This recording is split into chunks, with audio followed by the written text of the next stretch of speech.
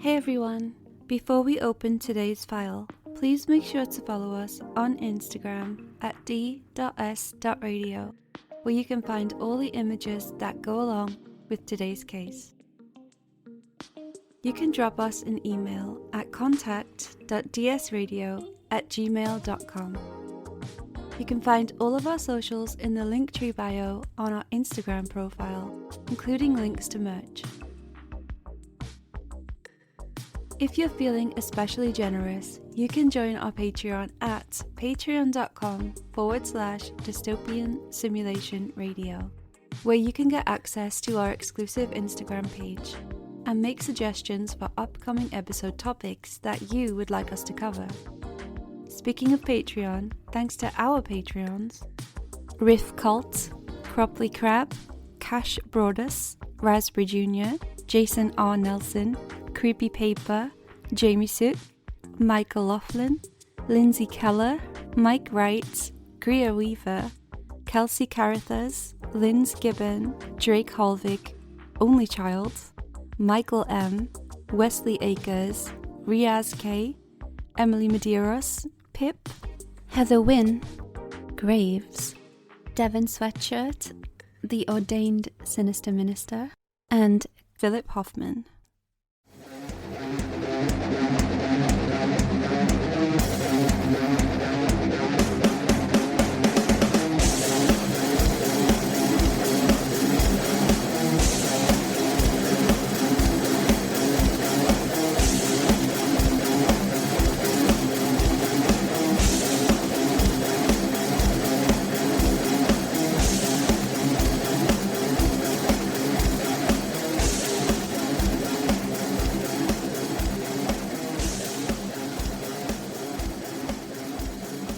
Hey everyone, and welcome to Dystopian Simulation Radio. I'm one of your hosts, Linz. And I'm the other one of your hosts, Chris. How's it going, Chris? Yeah, pretty good. Can't complain. Everything's coming up roses. How about you? Can't complain, but I will. No, we're both putting on brave faces today. I think we can't lie to each other, and we know that. But here we are powering through. So before you tell me about your file today, we should probably remind everybody that they can see all of the images over at d.s.radio on Instagram. And also, if you want to get some extra behind the scenes things, make sure you check out our Patreon at patreon.com/dystopian simulation radio. It's a good time. Come and join us. So, Chris, yes, got a bit of a local story for you today. And this was suggested by Livvy on our Patreon.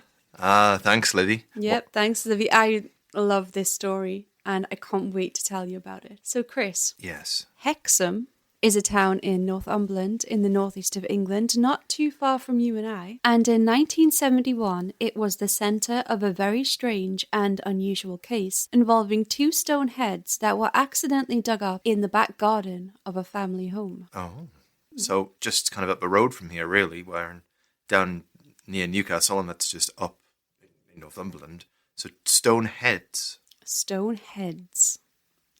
So Colin Robson was 11 years old when he discovered these heads. He had been clearing weeds in his back garden on Reed Avenue when he discovered the first stone head. His younger brother Leslie, who was 8, had been watching from his bedroom window and excitedly joined Colin in the garden, where he soon discovered the second head. Oh.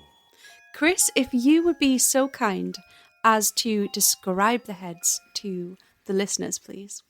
Okay, so we've got a diagram of these heads. It says Figure 5, stone heads from Hexham. Now, they appear to be, from a drawing, I guess, rather small. They're not sort of like Easter Island heads or anything like that. They're not elongated. They're much more rounded and circular. And you can make out the shape of two clear faces. One looks quite normal, almost looks like it's got slicked back hair. They're both very much human head shaped, but they're not sort of malformed. They're not like shrunken heads or anything like that. I love the way you said the first head looks pretty normal.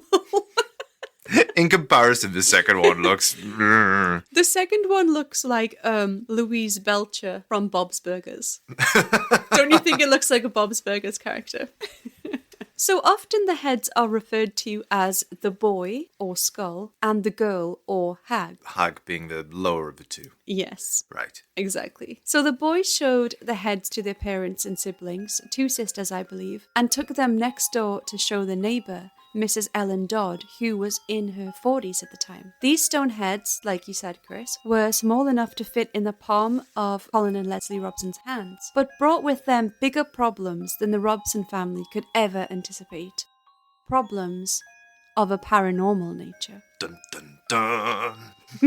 After showcasing their finds, they kept the stone heads in the family home on a shelf, but soon began to experience some eerie happenings. Any guesses, Chris? What kind of things do you think would happen if you dug up a couple of stone heads in your backyard and brought them in the house? Are things sort of randomly moving around the house? Are objects not where they should be?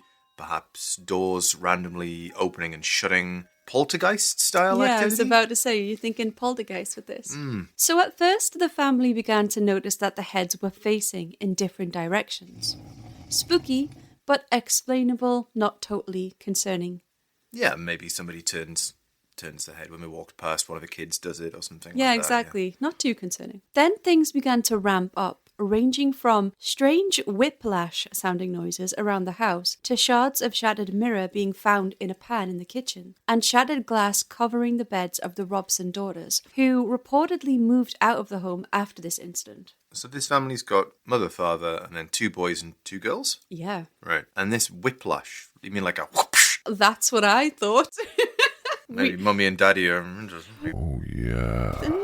I think there's some explainable elements to this, but But the broken glass, I mean, unless we're into some really freaky shit. And when we say shattered glass, is it like a few shards of glass that have just been kind of almost like strewn on the bed, or is it almost like a whole pane of glass is just covering the bed? I don't specifically know, but I think they're trying to say like the bed was covered in glass. Wow. And they didn't mention a broken window or anything. That's what I was going to say. The next glass from the question ether. Is, where does this glass come from? Is Stone Cold Steve Austin around? That's the only way I know broken glass can appear from nowhere.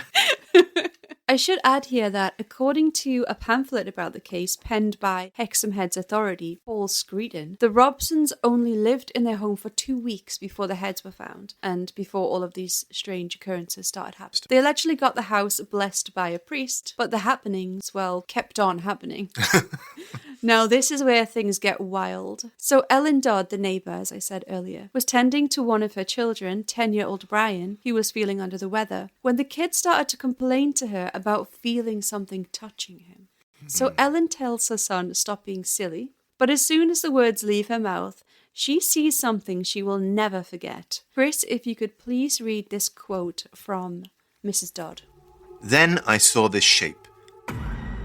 It came towards me, and I definitely felt it touch me on the legs. Then, on all fours, it moved out of the room. I was absolutely terrified and screamed for my husband. So Mrs. Dodd would go on to describe this creature as half human, half sheep-like. Perhaps she meant goat? Like, a sort of satanic figure? Yeah, I'm not sure. Sheep doesn't sound particularly threatening. I mean, I suppose a sheep could be threatening if it's got a knife, but...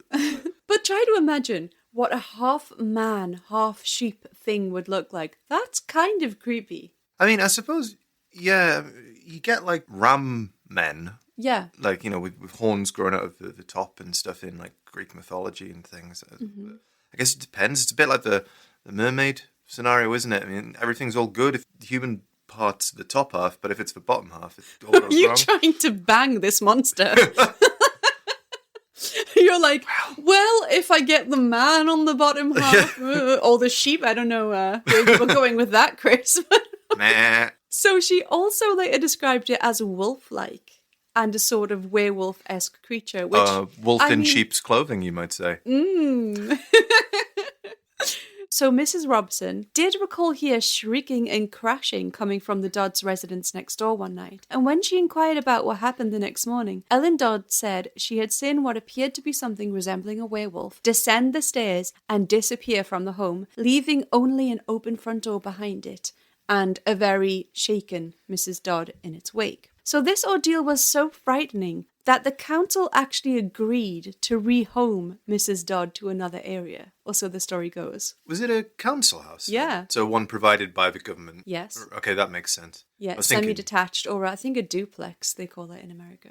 Okay. So a good way to get a quick transfer, I suppose. I don't like the wallpaper here. Let's say this place is haunted. All right, here's something I found suspicious when I was researching this case. So, before discovering the heads, Colin had coincidentally, apparently, made a similar looking head of his own at school. You see, I was wondering this because just looking at the diagrams, they're not particularly hard to make, and a young boy could potentially make them. I mean, if they were made out of actual stone. We'll get to that. Okay. I mean, if they're made out of stone, it is a little bit difficult, but Yeah. they almost look like they could have been made in a kiln or something like that, an art project or whatever, and they were meant to make these big heads. I believe or whatever, they were carved, though. They were carved, okay. But regardless, I mean, it could potentially be done by a child. Whenever a child discovers something in these cases, it always brings in that element of doubt because they could be living a fantasy of their own. I mean, obviously, it could be with adults as well. But when children It's who common say for that them, that there's the famous case with the fairies, where children said they saw fairies at the bottom of the garden and they Yeah. provided photographic evidence and. Years later, when we were in their 90s, they came out and said, "Yeah, that was bullshit." I love the way they waited until they were literally on their deathbed. Yeah, I just gotta say, I didn't see the fairies. It's like, yeah, we know. we know, Grandad, we know But do you know what's strange about this? everything. Apart from everything. Well, Colin reportedly made these little Hexham Heads of his own 2 months before he even moved to Reed Avenue. So he kind of planned this out almost. Like, right, we're moving to this new house. That'd be a good time for me to crack out these heads and the haunting that I'm gonna do. And Yeah. His premeditated hoax.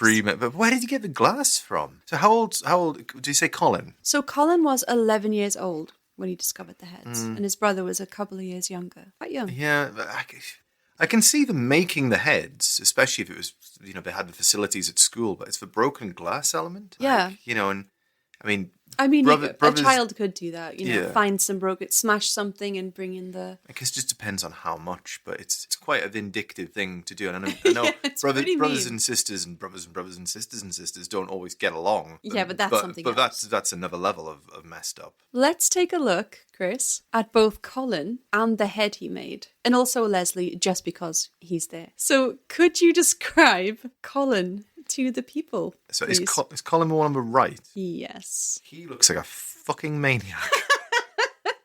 I'm sorry. So Leslie on the right just looks like a nice normal schoolboy. Like, oh hello, nice to meet you. I've just finished my homework. And then Colin on the right's like, I've just set my homework on fire. Now I don't want to be mean to children, but it's not a child anymore. It's fine. he does look very spooky. I think it's just the expression he has. He's making a bit of a sinister face in this picture. It's the angle. So Leslie is looking directly at the camera with his face looking at the camera, whereas Colin is sort of in the Norman Bates End of Psycho pose, looking up at the camera from his eyebrows. Can you just describe a little bit? We will put these on our Instagram so you can go and see them, but just for the listeners. Yeah, so if for anybody who can't see this right now, this is a picture which is a newspaper clipping of two boys. Leslie, the younger of the two, aged 8 on the left-hand side, and on the right, Colin, aged 11. Colin is holding up in the centre one of these Celtic heads, as they're described in the caption here, which looks terrifying. Is this the hag that's... No, this is the head that he made. Oh, this is the head that he made? Yeah, the one that he made at school. Prior to finding the other heads? Yes. I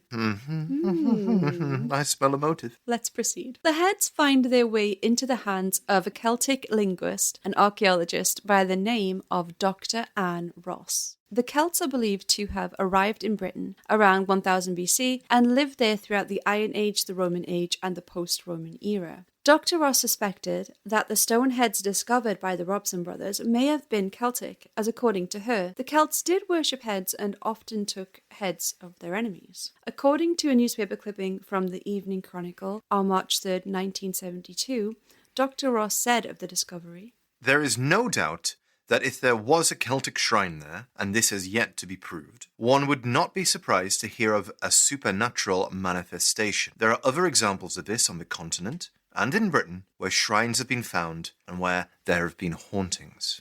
What do you think about that, Chris? Straight from a doctor. I mean, okay, fair enough. Not necessarily unsurprising for there to be a Celtic ruin underneath, a developed plot of land. That part I'm fine with. It's when she's saying, "I'm not surprised to hear of supernatural manifestation." Yes. That is sort of where all of her credibility doesn't just go out the window, it launches itself into space. She's just sort of automatically jumping to a supernatural conclusion as opposed to tabling it and trying to exhaust every other solution first. Yeah, quite surprising to hear that.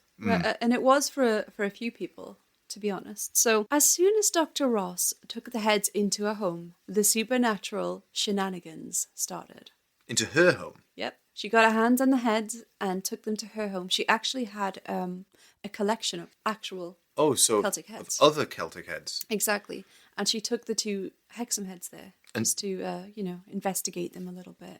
And they sort of matched up. They were sort of at least initially visually similar in appearance. Yes, exactly. And things. Okay. Exactly. So any guesses what happened in Dr. Ross's home, Chris? I mean, I'm going to guess one of two things. Option A, absolutely nothing. Mm-hmm. Or option B, broken glass everywhere, things are moving around. Absolutely everything. There's carnage. So Dr. Ross described waking up one night in cold sweats and panic. This was just a couple of days after bringing the head into the home which she shared with her husband and child. She claimed to see a half-man, half-animal creature, which she estimated to be around 6 foot tall, hunched over, covered in dark black fur. This thing left the room and Dr. Ross chased after it. Just like in Mrs. Dodd's house, the creature ran down the stairs and disappeared from the home.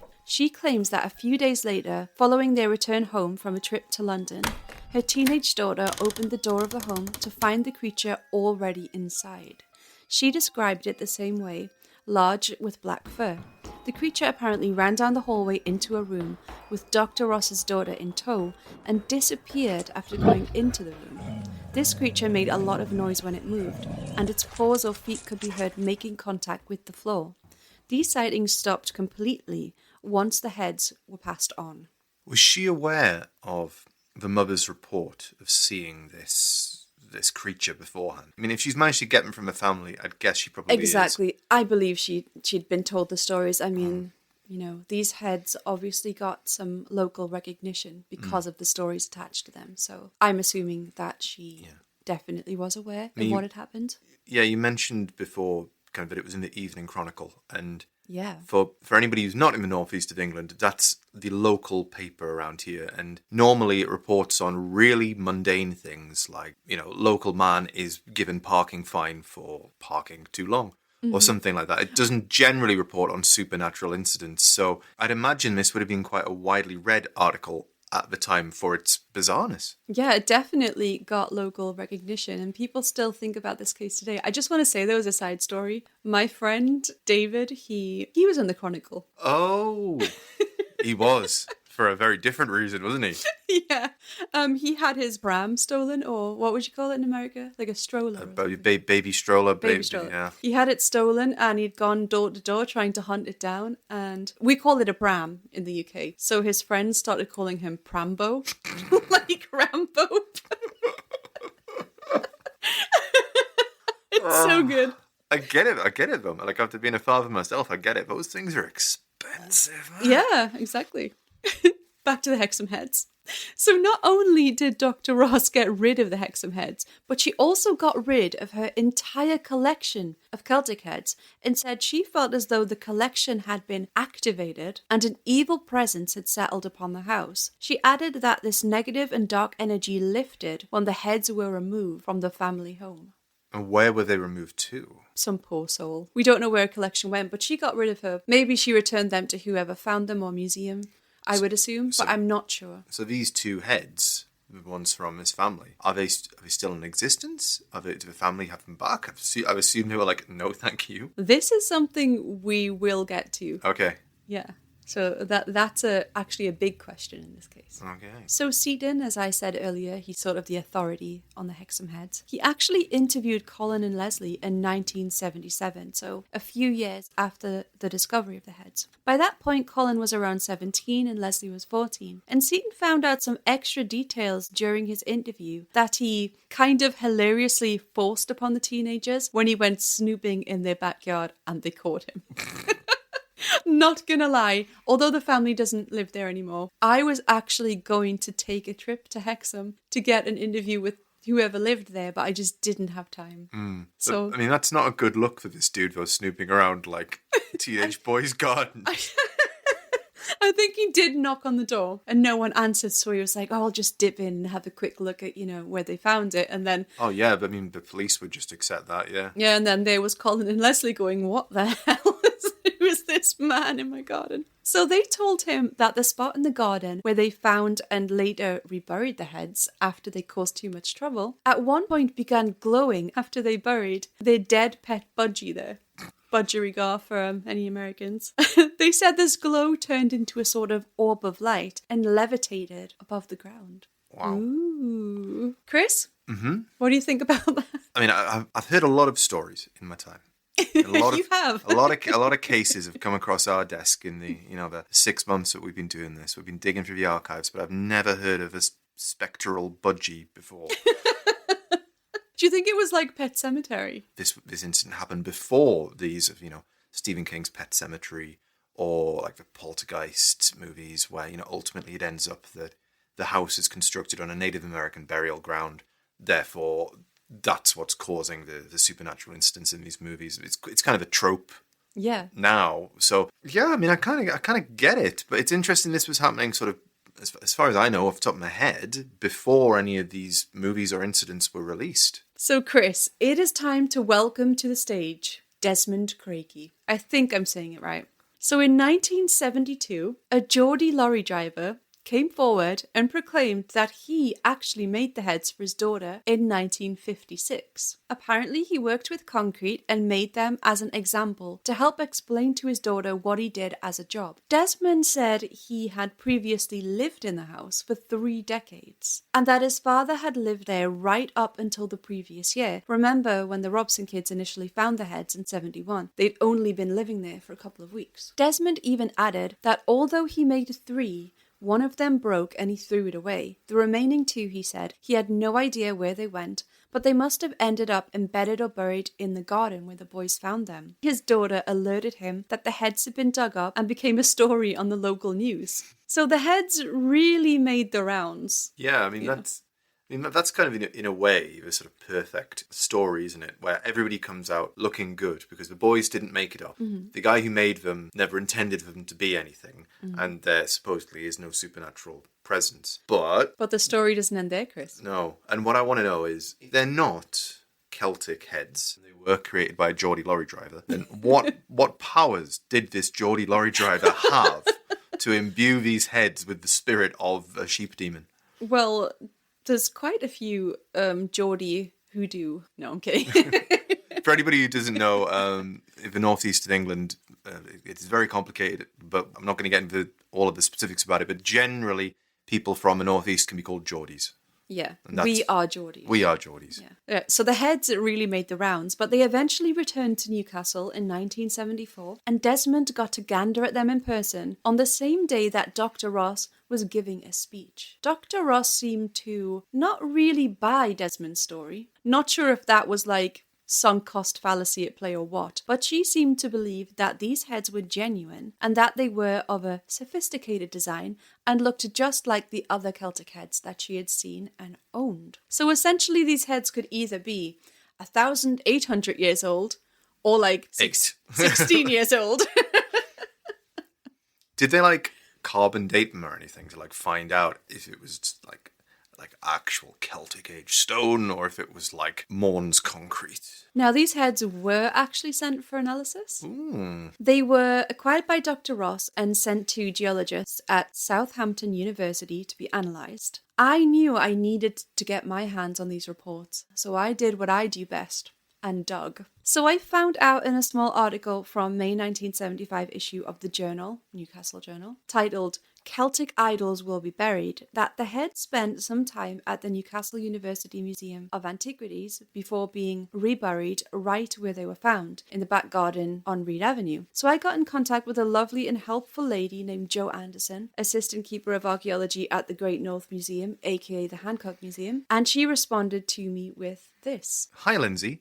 Thank you for your inquiry regarding the Hexham Heads. The heads are something we get questioned about periodically, so I have collected some of the published papers on them. I have attached everything I have about them in this email through zip files. Hopefully you'll find it all interesting. Many thanks, Jo. So shout out to Jo for coming through with an entire zip folder with both scans of media and newspaper articles, as well as academic reports on the heads themselves. Oh. So Chris, it's a little long, but if you could read the report, because I think people would find it interesting to hear the whole thing. It's just a page and a bit. So this is a report from Professor Douglas Robson from Newcastle University, and he writes... Reports on Heads 4 and 5 from Hexham. General observations. The material from which the heads have been fashioned consists of uniformly large grains of quartz, 2 millimeters diameter on average, set in a very fine-grained matrix. The latter is calcareous. The grains are extremely well rounded and polished, with no indication of partial solution or secondary growth. There are numerous sandstones belonging to the Upper Carboniferous succession, which outcrop in the Hexham district, but none of them bear any similarity to the material from which these heads have been formed. Indeed, this material is unlike any natural sandstone. Specific observations. Number 1. In a natural sandstone, there is invariably a predominance of grains of a particular diameter, but also with a fair proportion of grains of greater and lesser diameters. On analysis, such a sandstone proves accumulative with one prominent peak. The material of the heads would no doubt form a curve with 2 marked peaks, something which a normal sandstone seldom provides in nature. Number 2. In a natural sandstone, the grains are closely packed and in contact with one another. Any fine interstitial material introduced after the deposition of the sandstone would occupy the small pores between the grains. The material from the heads consists of a large proportion of very fine-grained matrix, with the larger quartz grains embedded in it, but generally not in contact with each other. Number 3. In a natural sandstone, the quartz grains generally show considerable degree of singularity. This is certainly true of all the local sandstones. Only sand grains which have been subjugated to desert conditions or to intense wave action on a sea beach show the degree of rounding exhibited by the grains which come from the Hexham Heads. Moreover, grains from a desert sand show a pitted rather than polished surface. Number 4. In a natural sandstone, there is generally some indication of bedding or a layering of the grains. No such pattern can be detected in the material from which the heads are formed. Conclusions. The material from which the heads have been formed is an artificial cement. The sand grains in it are probably derived from the seashore, where wave action sorts out material to a very uniform size and produces a high degree of rounding and polishing. There are often well-rounded calcareous fragments from seashells. In such a deposit, though, without disaggregation, it would not be possible to confirm this point in the case of the Hexham Heads. If the heads are of modern origin, no doubt the quartz grains come from builder's sand. If they are of ancient origin, presumably some enterprising Hexham Briton struggling through the swamps of the Tyne Valley may have visited the seaside and have come back with a satchel of sand, which he subsequently mixed with ground-up limestone and water. There is an adequate local supply of limestone. No further comment regarding the polished surface of the heads beyond those made by Professor Hodgson needs to be added. Does that answer your question, Chris? They sound modern. It's kind of weird because he's like, if they're modern, blah, blah, blah, blah, blah. If they're ancient, blah, blah, blah, blah, blah. So it's like, so which is it? It sounds to me like he's being very academic and saying, this is modern material. There's only a 99.9% chance, so I have to entertain the 0.1% chance that these are ancient materials, and he's kind of constructing this story about a Tyneside going to the beach and bringing back sand, which isn't unachievable. I mean, Hexham's not that far from the ocean itself. But it's far enough away that it's not an easy construct of a story. I feel like what stuck out to me was likely builder's sand.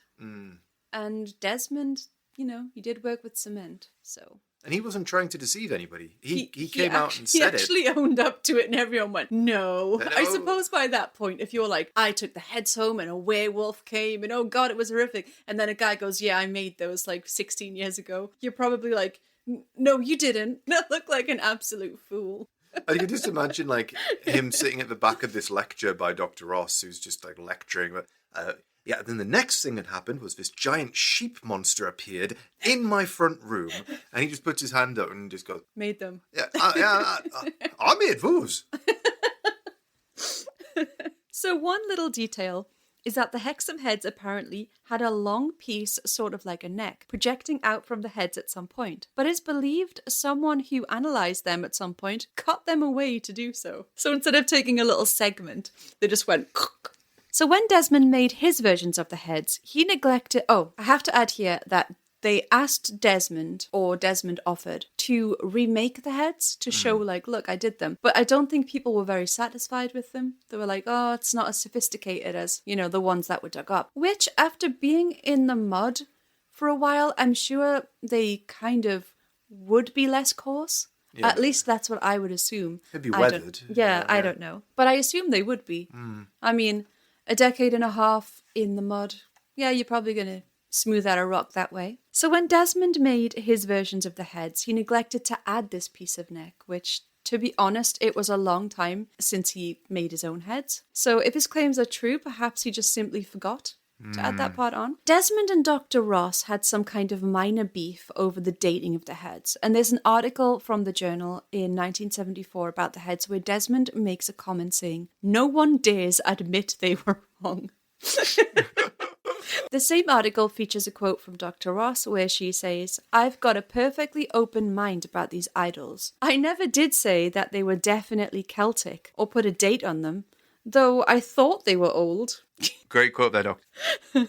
Doctor of what? Isn't she like an archaeologist or something? She definitely was well versed in these things. But yeah, I mean, it looked like the heads that she had and maybe she hoped it would be. But then in comes the werewolf curse. And at that point, you're in too deep. You can't go, yeah, I had a look at them and they're probably from 1954. Like, there's no curse. I just made it all up for some reason. Like, that makes you just look even more crazy than saying you saw a wolf. If you're like, yeah, I just got on the hype train and kind of went along with the story of two boys and a lady who wanted to get a transfer to a different council house. I just really hope that this Dr. Ross was just turning up at all of these things with the council and just going like, "It belongs in a museum." And then, Desmond just appears, out of the crowd and goes, "You belong in a museum, Dr. Ross." So, Chris, as you asked earlier, where are the heads now? Where are they now? The heads these days are missing. After getting passed around from person to person, they are presently unaccounted for. Lost to the sands of time, you could say. Hey. After analysing the heads, Dr. D.J. Smith of the Newcastle Museum of Antiquities wrote to the Robsons, letting them know that the Hexham Heads would be returned to them. The mother, Jenny Robson, said she remembers responding and saying she accepted, and a package containing the heads was left at the council offices in Hexham. Why did she accept? I don't know. Like this... I guess she just went, yeah, okay, I'll have the wolf stones back. So a package was left at the council offices in Hexham, although there isn't any documentation that the Robsons retrieved them at any point. So maybe she said yes and then just went, actually, no, and left them there. So just to double check that the heads weren't sitting around in an unopened package somewhere, I contacted the Hexham Council and spoke with a clerk who told me, "Hi, Lindsay. Intriguing. There's nothing here in the town council office. I suspect the article may have been referring to the council office in Hexham, previously occupied by Tynedale District Council, now Northumberland County Council, following local government reorganisation in 2009. You may wish to contact Northumberland County Council Archive Office in case of any records there." I followed the leads, but like those before me, was not led to the heads. Rumour has it that the heads could be in the possession of Mr. Don Robbins. He was a man who co-wrote Life and Death of a Druid Prince with Dr. Ann Ross, or perhaps they're in the hands of Frank W. Hyde, who was a North London-based astrologer and parapsychologist who planned to test the heads in his own special way. None of these have been confirmed, so who knows? They could be under your pillow. No, I'm kidding. I don't know where they are. No one does. The end. Wow, okay, well, that was a very... Wild ride. Yeah. Very interesting story. I mean, I think compared to other things that we've looked into of this ilk, this one's a little bit different because you've got somebody coming forward and saying, no, I made these. And I did it. And they're like, no. You've just mistaken these for something else. It was just something I did as like, a project for my daughter. And then these boys wholeheartedly believe it. The parents buy into it enough that they start seeing spectral sheep. University professors and doctors of archaeology who are looking into this as a serious matter. When you've got other people who are doing tests on them and saying, no, these are made out of builder's material. Yeah. But nobody seems to be able to agree, and it's a bit weird. You'd think you'd get a definitive answer, and once one of these answers came out, people would go, right, okay, so that side of it, get rid of that, and this is definitely a modern thing, or this is definitely an ancient thing. But now they've disappeared. This almost... it plays into the legend, doesn't it? Because there's no further verification that can be done on them. Exactly. Like now, if we had them, I bet we could get to the bottom of it. But they're either conveniently gone or mysteriously gone. Well, if you are in possession of the Hexham Heads, send them to Lindsay's house, not mine. Please. She can investigate that particular element.